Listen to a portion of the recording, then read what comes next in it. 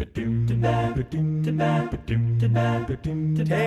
learned from Saba that chocolate cake is healthy. Always keep a pair of scissors easily accessible in the kitchen. The definition of Saba parking is whenever I go with Saba, Saba always gets the parking spot right in front. I learned all about protoplasm. Smart ways to live. So many smart ways to live. Smart ways to live. So many smart ways to live. Whenever going in the car with your female spouse, to bring along some quality reading materials. I learned how to do the mitzvah of kibbud abba'im, even if your parents sometimes drive you a little bananas. Smart ways to live. So many smart ways to live. Smart ways to live. So many smart ways to live. I learned from Saba that he always likes to have ice in his drinks. Saba taught me very important bananagram skills. If my children are happy, then I'm happy, even if they happen to not be with me. Real men marry strong-willed women. That's what you learned. Smart ways to live. Smart ways to live. So many smart ways to live. What I learned from Sal is I always saw that he had a relationship with Gedolim. He's good friends with Rabbi Reisman and Rabbi Tatz. I used to be friends with Rabbi Moshe Shapiro. And also Saba always has Dvar Torah or something to say from Rabbi Moshe Shapiro. I learned from Abba that the best place to keep important papers is the inside of your kitchen cabinet doors. Abba taught me that there's a whole part of davening that I never knew about, Karbanos. Smart ways to live. So many smart ways to live. Smart ways to live. So many smart ways to live. I learned to always be thinking about how I can move to Israel. I learned from Abba that sometimes writing a letter is the best way to express your thoughts or admiration for someone. I learned from Abba consistency. Consistency and just showing up for Seder, showing up for davening, showing up for his Monday night cheer. No matter what happens, his kid gets married that night, comes home 4 a.m., he's there the next day on time. You have two choices in life. You can have good air conditioning, or you can be hot. Saba taught me that it's nice to get $100 bills all the time, and he taught me this by giving me a first-hand experience. I learned to appreciate the davening of the Yom Noah. Smart, so many smart ways to live. Tell me something Saba always said. You want a super duper Saba kiss? Say Saba. Say Saba. Say Saba. Saba. Okay, I'm up to Hishamda. Who's with me? Nothing takes 5 minutes.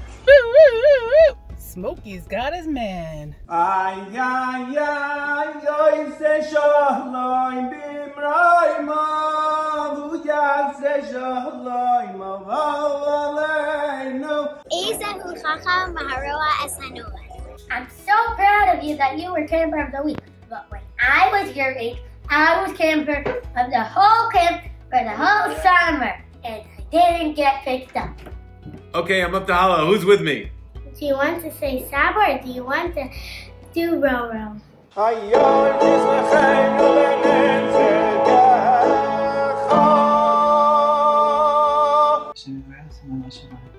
Barrel Shlomo, the table. Okay, I'm up to Diana. Who's with me? Everyone! I said this Dvar Torah at Yoshua Lemir's bris, and it was so good that I said it again at Yoshua Lemir's bar mitzvah. I also said it at Yaakov Shapiro's dinner, and Yaakov Shapiro's Shlem Rechos, and Yaakov Shapiro's Afruf. Time is money!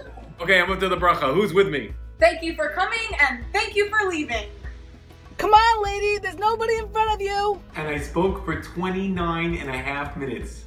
Needless to say, I was fabulous. Reba, we have the same last name. Reba, Saba. Abba, your shirt is dirty. Living room. Okay, I'm up to Nishmas. Who's with me? Do you wanna play Roro? Or do you wanna say Saba? Hey, Alcohol Yisrael, hey,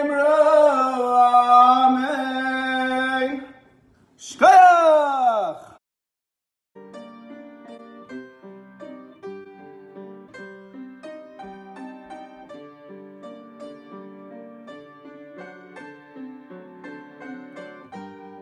I applied for a credit card. I got a letter in the mail stating that my application has been rejected because the social security number on my application did not match my social security number in what the credit bureaus were showing. Of course, I went to Abba. I said, Abba, look at this letter.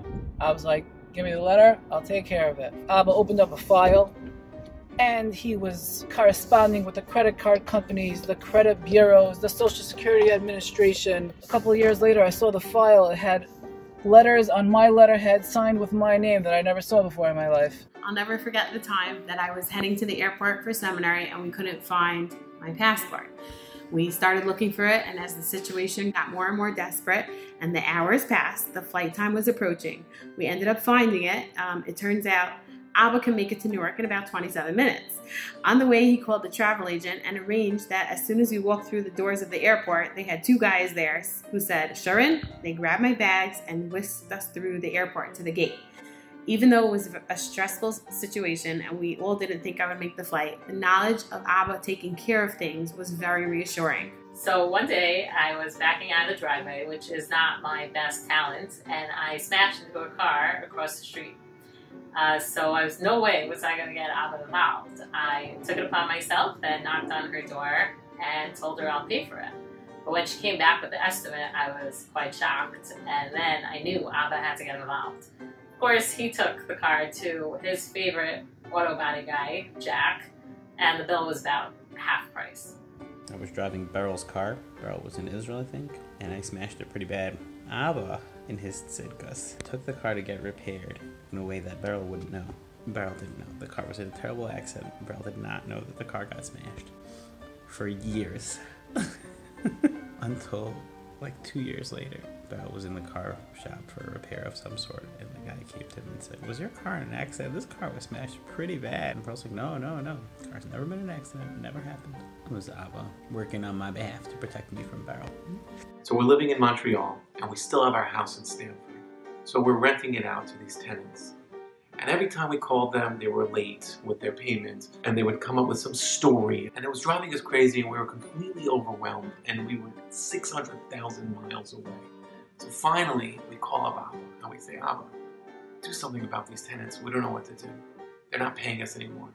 And so he said, I know a thing or two about dealing with lousy tenants. Took them to court. A month later, I get a call. They're done. They're evicted. We finally got them out of the house. When Abba comes with Ima for a visit, when Ima's about to create havoc, when Ima's about to move furniture around and rearrange our house before we are psychologically prepared to accept the new format of our interior design, we say a little prayer and we daven the issue as Hashem Keherav Ayin, and sure enough, every time without fail, we hear Abba calling, Esther, it's time to go, we need to go now. Esther, we need to go now.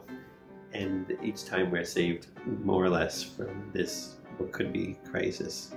When we sold our house in Montreal, the lawyer held $5,000 because of an old lien that was on the house before we bought it. I was supposed to get our lawyer who represented us when we bought the house to get the lawyer who represented the seller to the people who bought the house before us to remove the lien.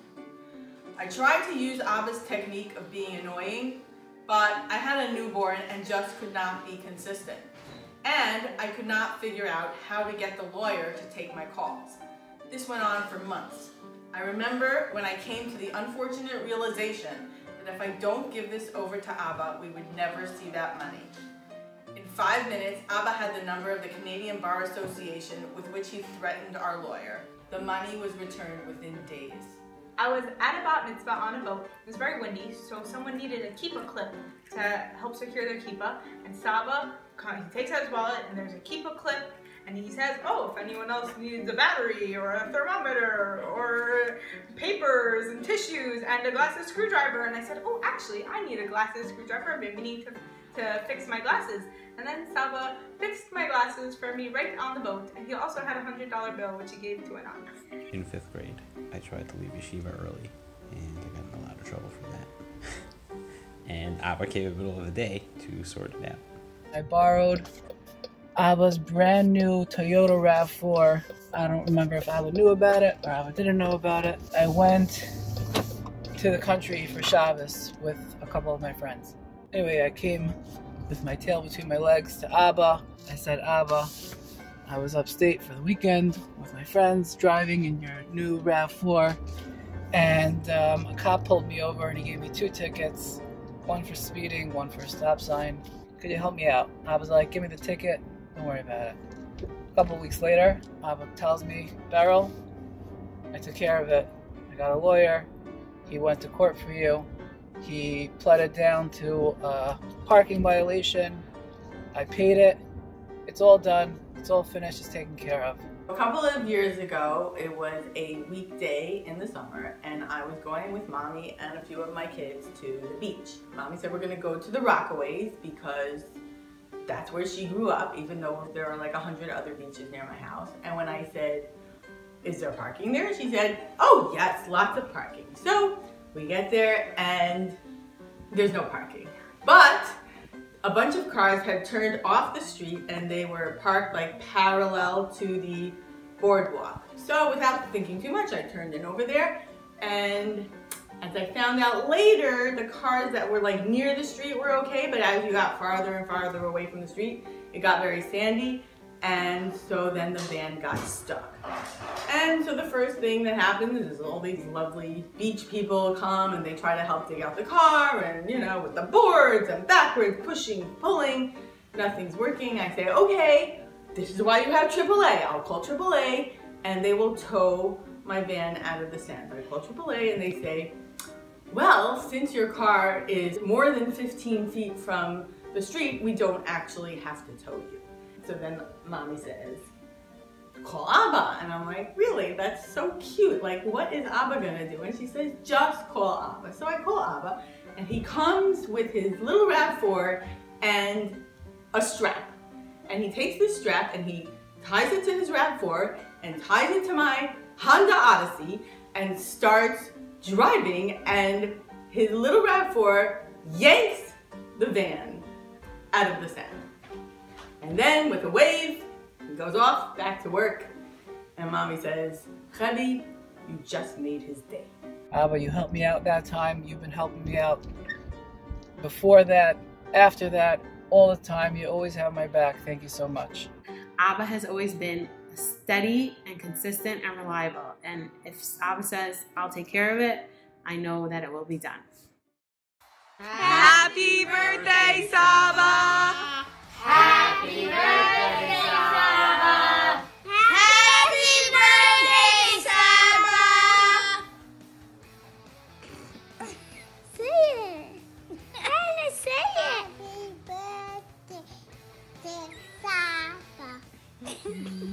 Happy birthday, Saba! Happy birthday, Saba! 2, 3. I'm still sleeping. You're still sleeping? Say it again. Happy birthday, Saba. Happy birthday, Saba! We love you!